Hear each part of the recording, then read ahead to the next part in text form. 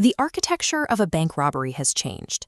Today, the physical vault is replaced by lines of code, and the heist takes place in total silence, moving millions through a series of digital hops. These attacks are increasingly concentrated on doctors, engineers, and IT professionals. Scammers have shifted their focus toward those with the highest digital footprint, relying on the fact that a high level of education does not always equal immunity to a well-timed psychological trap. But when you see that deduction alert, the money isn't instantly lost. There is a specific mechanical delay built into the banking system. You have roughly 60 minutes. This is the golden hour, the narrow window for recovery. Digital transfers hit temporary clearing layers before final settlement. If you trigger a protocol while funds are at this node, the transfer is halted. To use this window effectively, you have to recognize the exact mechanics of the traps being set right now. This is a psychological race against a ticking clock. In this environment, the victim is the only person positioned to be the first responder. Scammers prioritize greed as their primary exploit to bypass your logical defenses. Consider the online marketplace scenario. You list an appliance for sale, and a buyer claiming to be a military officer contacts you immediately. They use their uniform's authority to discourage questions. They send a payment link, but the interface is a deception. They convince you that entering your UPI PIN authorizes incoming funds, when the notification actually says, "Approve request money." The same logic applies to fake stock market groups on WhatsApp. This fake investment app dashboard shows artificial exponential growth on a small deposit. When you attempt to withdraw, a lock icon demands a brokerage fee.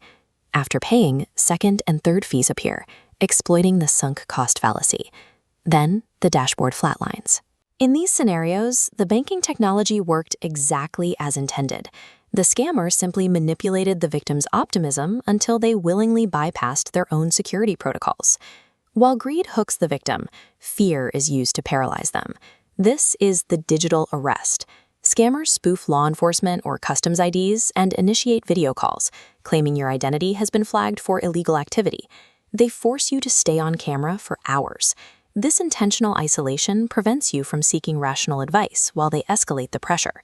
During this panic, they deliver the technical payload, instructions to download a remote app. Providing that 9-digit code hands total control of your device to the scammer.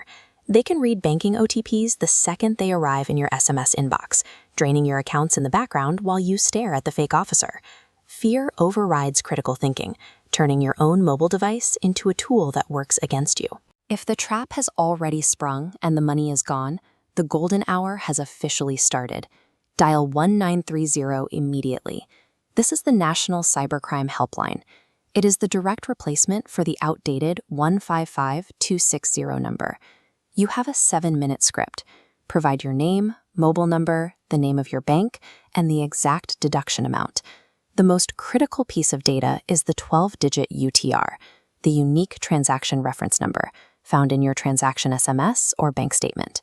Giving this UTR to the 1930 operator places a digital lien on the destination account. This freezes the funds before the scammer can withdraw them. Finally, secure your 14-digit NCRP complaint number. This is your official record of the recovery process. You don't need to outsmart a hacker to save your savings. You just need to outpace them.